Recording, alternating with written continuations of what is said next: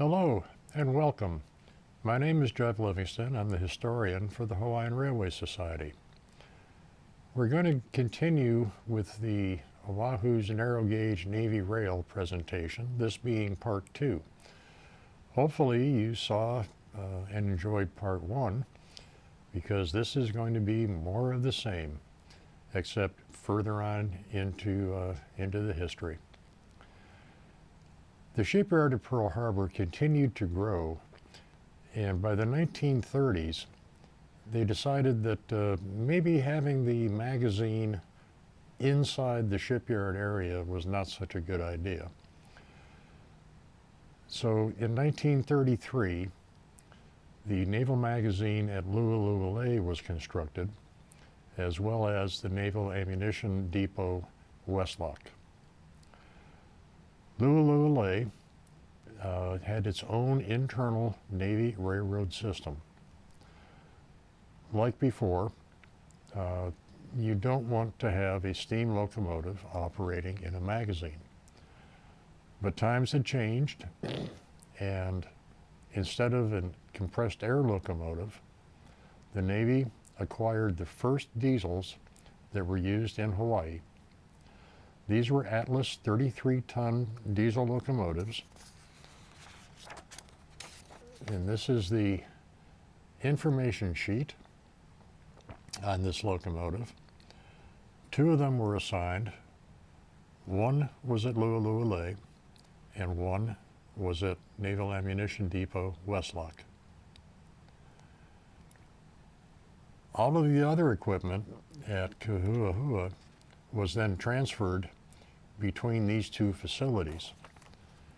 In addition, new freight cars and flat cars were ordered from the Koppel Car Company, with 3 steel boxcars going to Naval Magazine ʻŌlelo and 3 going to Naval Ammunition Depot Westlock.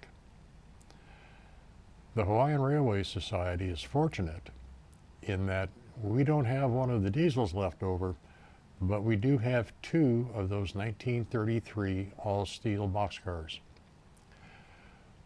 One of the issues with those cars, however, was that it had a steel floor, and the Navy wasn't too happy about having to handle munitions across steel and would have preferred wood. So they were actually, dunnage was put inside the cars so that everything rested on the wood instead of the steel. Now, Westlock obviously was used to load and offload ammunition from ships, and for that they needed cranes.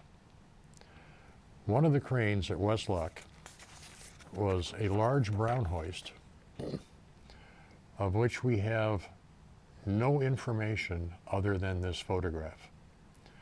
We have been unable to determine how many cranes they had, when it got there, or what happened to it. This photograph was taken on the Whiskey Wharf, which is still in existence, and the last time I looked, the tracks were still there. What happened to the rest of the equipment that came from Kahuahua Island? Well, at least one piece, I'm quite sure in my own mind that all of the boxcars and flat cars were transferred, but at least one other piece made it. The compressed air locomotive, that early locomotive at Kahuahua Island, was transferred along with the other equipment. In this photograph, it is moving a number of mines. Now, these mines would have been of a type that would have been placed in and around a harbor.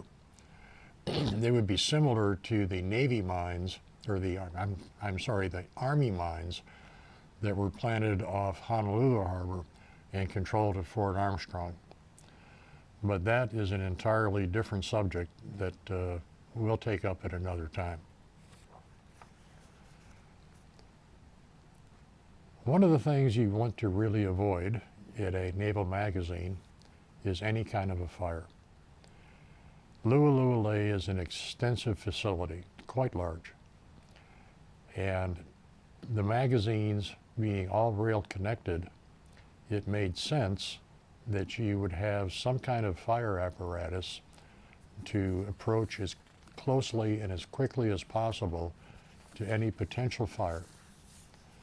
To that end, the Navy acquired a Pirsch fire engine that ran on rails.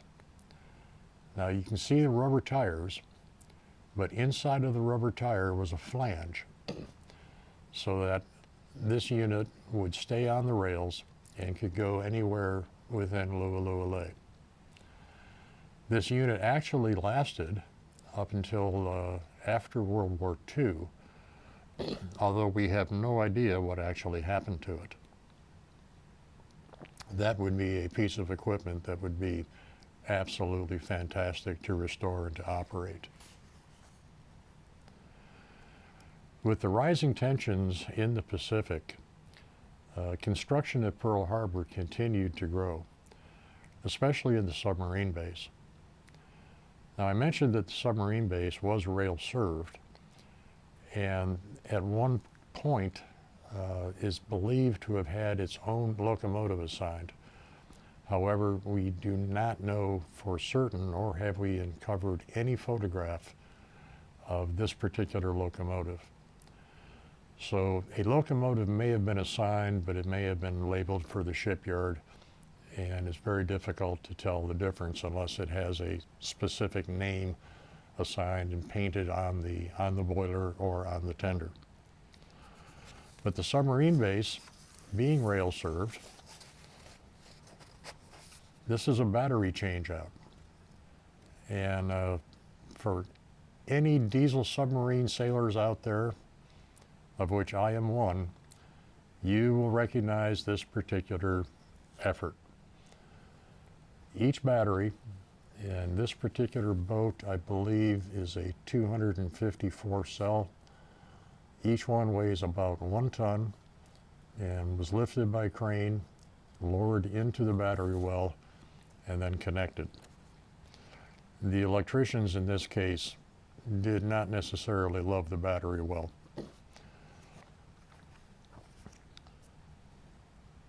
But I digress. I don't want to start going into submarine stories at this point. We're talking about railroads. As those tensions in the Pacific grew, the Navy continued to add equipment, and one of the first diesels that was used at the shipyard was Navy Yard number 11. This is a Davenport locomotive. It's very small, not significant whatsoever, but it was the first diesel locomotive to be operated at the shipyard. This is after the Atlas locomotives that were assigned to Lu'u'u'ulei and Westlock. Again, this locomotive lost to history. We have no idea what happened to it. One of the interesting things about trying to study the Navy's railroad operations was that they were quite diverse. They started with the construction of Pearl Harbor, but they also included Westlock and Lu'u'u'ulei. They would later continue to grow, and rail service was at Naval Ammunition Depot Waikele as well. All of these facilities were connected by the ORNL. Rarely, if ever, did a Navy locomotive travel on the ORNL other than if it required maintenance at the ORNL shops. On those few occasions when transport was needed of a Navy locomotive across the ORNL, it required that an ORNL conductor be on board with the engineer to safely operate during that time period. All of the ammunition moves from Lu'u'u'ulei to Westlock were handled by the ORNL. All of the moves from Honolulu Harbor to Pearl Harbor, the Naval Shipyard, were handled by the ORNL. The loads were then stationed and placed on sidings, and the Navy's equipment and locomotives would then pick up the OR&L locomotives and material and move it within the naval facilities. And this remained the same up until the Second World War. I've mentioned the rising tensions in the Pacific, and that caused the construction of Red Hill. Red Hill has been in the news for a significant amount of time recently due to some significant problems. But it is an engineering marvel. To construct these huge fuel tanks required 2 tunnels. One tunnel was above the fuel tanks. The other tunnel was built below the fuel tanks. These tunnels ran from the furthest fuel tank in Red Hill underneath, past where ComSub Pac is now, down to the submarine base, and out to Kahuahua Causeway.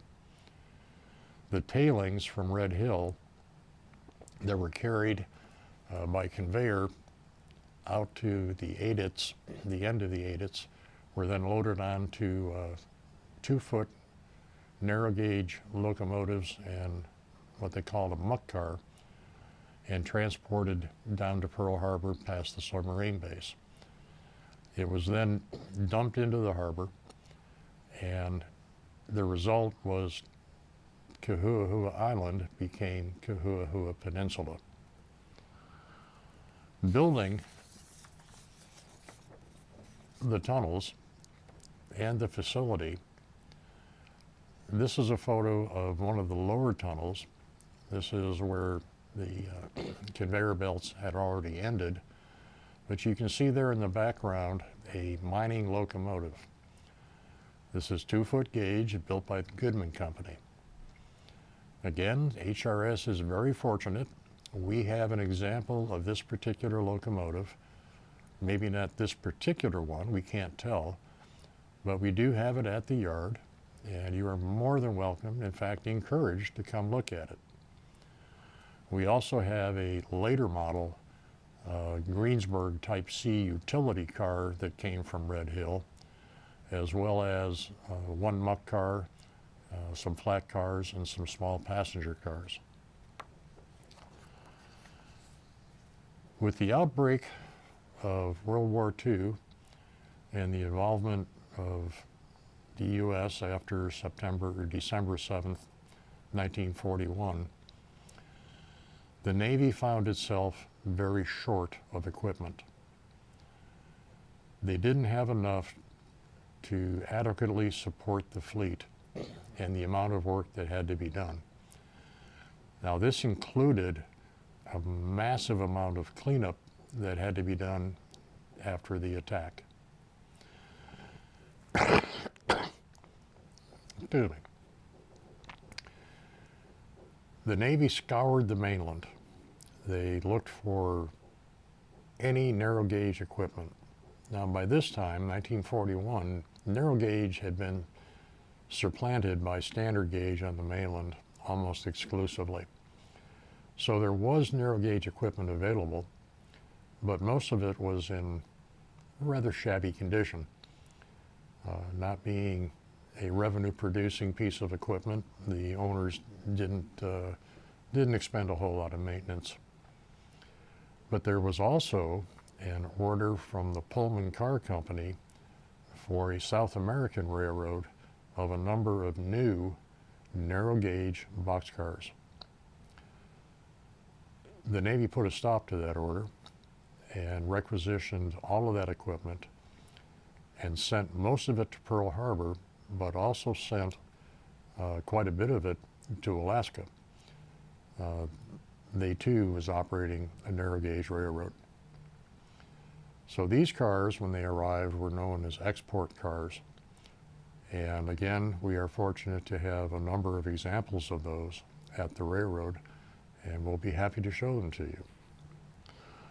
Among the equipment, used equipment that arrived, were these from Western railroads, and you can see in this picture there are blocks right at the roof line at both ends. That was where the strapping was secured.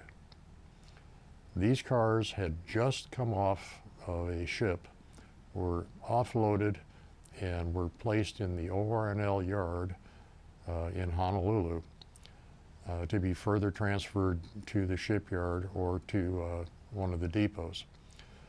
You can see just behind this first car, there's a car that's already marked for the shipyard. These cars came from all over in all kinds of conditions. They included flat cars, box cars, tank cars. Whatever was available was sent to Hawaii and or to Alaska. In this photograph, the examples of the Pullman cars, the export cars, are being offloaded at Pearl Harbor. You can see 2 of them on the pier, and there are a couple more as deck cargo on the freighter behind it. These cars were of composite construction. So they had steel frames, they had steel frames also for the bodies as well as the base, and then the sides were wood, although the roofs were steel. This is a better example of how the car looked. The Navy did not like these cars because of, again, the steel floors. They didn't want to haul munitions with a steel floor boxcar. Consequently, a number of these cars were leased to the ORNL, and ORNL boxcars with wooden floors were used by the Navy. This continued until the end of the war, and at one point I think the ORNL had over 400 leased cars from both the Navy and the Army, while ORNL cars were used primarily to haul ammunition. The shipyard also had, once the war began, they developed a passenger service. This is one of those that we don't have good information on, and what we do know is that it existed. 4 passenger cars are known to have been used. This is one of the combines, and most of these cars, well, all of these cars came from the mainland, but it's believed they were not used for very long. There's an anecdote where the shipyard commander warned against standing on the platforms because the cars were so rotten. He was afraid that people would fall through onto the tracks. These cars were last seen outside of Westlock on a Navy siding and are believed to have been destroyed, probably by burning. Now, I mentioned the massive cleanup effort that was required after the attack on Pearl Harbor. Here we have one of the shipyard cranes hauling scrap into a barge. This is one of the more modern cranes. It's built by the Orion Company. And you can see in the background, things have been pretty well cleared up, but a huge amount of scrap had to be removed and disposed of. It was transported back to the mainland, resmelted, and used for the war effort. Now, the ORNL could not enter the shipyard proper, but during the war ran commuter trains every morning and every afternoon to get the workforce from Honolulu and points west to the shipyard and then back home again. And to that end, a large yard was built inside the shipyard. And here you can see the commuter trains that carried the workforce back and forth. These trains ran on about a 5-minute schedule during shift change. When the trains reached Honolulu, the locomotive entered first, and people were bailing off the cars before the train didn't even stop.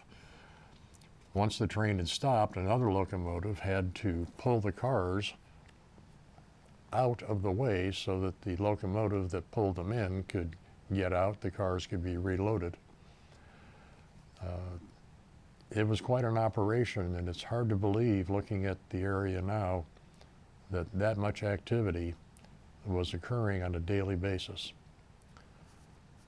The equipment that was used at the time had already been well worn, and the ORNL was hard pressed to keep up sometimes. In addition to the Navy's railroad operations at Pearl Harbor, Lu'u'u'ulei, and Westlock, railroad operations also had to be conducted at Naval Air Station Barbers Point. Now, originally there was a spur that went into the Marine Corps Air Station, EVA, that was for mooring mast. And mooring mast was where the airships were supposed to tie up, but unfortunately both airships were lost before they ever made it to Hawaii. Barbers Point, however, in its construction, did receive one locomotive for absolutely certain. You can see my comment with, it's hard to tell where they come from unless they're labeled. This is a GE 25-ton locomotive. There are reports that there was a second locomotive also, but no information or photograph has been found of that particular locomotive if there was another one.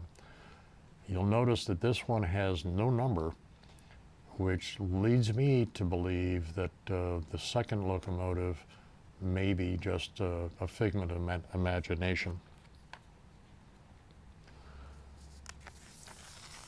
Hauling munitions during the war required a lot of cars. Here we are back at Westlock, and you can see the bombs loaded on the flat cars of the ORNL.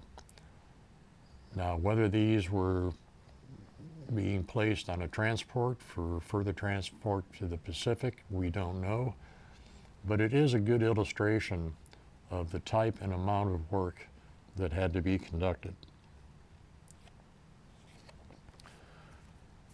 There was an organization developed by the Navy during the war called the District Rail Transportation Coordinator. There was so much rail activity going on and so few locomotives and cars to actually get everything done. This organization was established and was actually part of the Navy supply system. A number of new diesel locomotives of both General Electric and Whitcomb manufacturer were sent to Hawaii and labeled DRTC, and then of course assigned numbers. DRTC 7 is one that's near and dear to our hearts because it became, after the war, U.S. Navy 65-000302, which is now HRS 302. So that locomotive is in operation, and if you come out to the yard, it's the yellow one, the smaller yellow one. The larger yellow one is 174, which was a Naval Ammunition Depot locomotive, but we are unsure of its original number. Following the war and the ORNL, as they withdrew and abandoned, this is one of 15 passenger cars that was sold to the Army Air Force for use at Hickam, and then later transferred to, somehow, NAD Lu'u'u'ulei. This is Coach 57, which is under restoration currently at the railroad. So we were blessed with a large donation of equipment, 3 locomotives, a number of cars by the Navy. This is a later photograph after the war. This is in the 1950s or 60s. And this is number 302, or 423, excuse me. I can't even read it now. But this one is operating at Westlock, and it is one of the locomotives that is currently in our collection. The largest locomotive we have, 174, the NAD locomotive I mentioned, is of this type. And this is one of the last ammunition runs between ʻŌlelo and Westlock. 174 had the privilege of actually hauling the last ammunition train circa 1965. The Navy rail operations continued at ʻŌlelo until the early 70s. And that is where the Hawaiian Railway Society was originally established. And it wasn't until around 1971, when rail operations ceased, that the Hawaiian Railway Society moved to our current location in Ewa. As always, please come visit us. Please volunteer. We need artisans. We need hobbyists. If you have an interest in doing anything with your hands, we'll find a place for you. And it's a very rewarding experience. So this is the first part of the Navy and the second part of the Navy. There is so much more, though, to learn about these systems. We hope you'll join us for a train trip at your earliest convenience. And if you have any questions, please ask. We'll be happy to answer. Thank you.